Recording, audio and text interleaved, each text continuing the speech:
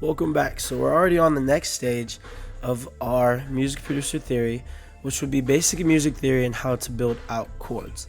So here, right here, I have in front of me is called a DAW. So a DAW is a digital art workspace where you can place your music, and basically it's the place where you'll make all your music. So various different DAWs that people like to use are like BandLab, GarageBand, which I'm sure everybody has on Apple iOS. You have things like Ableton Live, and many other stuff like I think there's Adobe has one.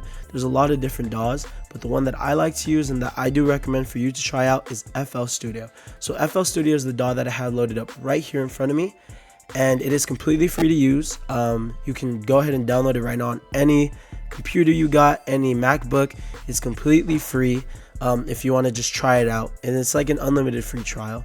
Okay, cool. So with all that being said, let's go ahead and get into today's topic, which is building out chords and basically learning basic music theory on how to build out chords.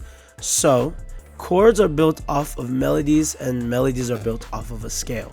The scale is a series of melodies or notes that make sense together.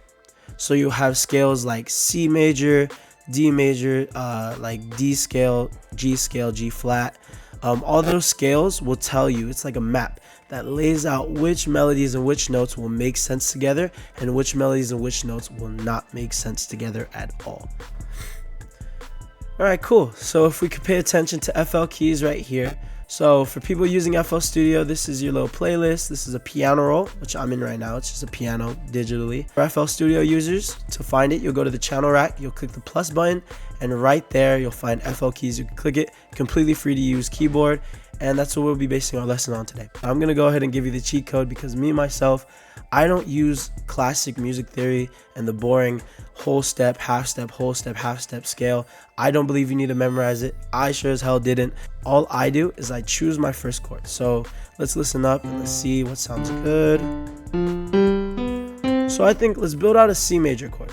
So a C major chord is basically three chords, three keys that make sense together and sound harmonious. That was a very smart word, but yes, harmonious. It all sounds harmonious. So we'll take C as our first key, right?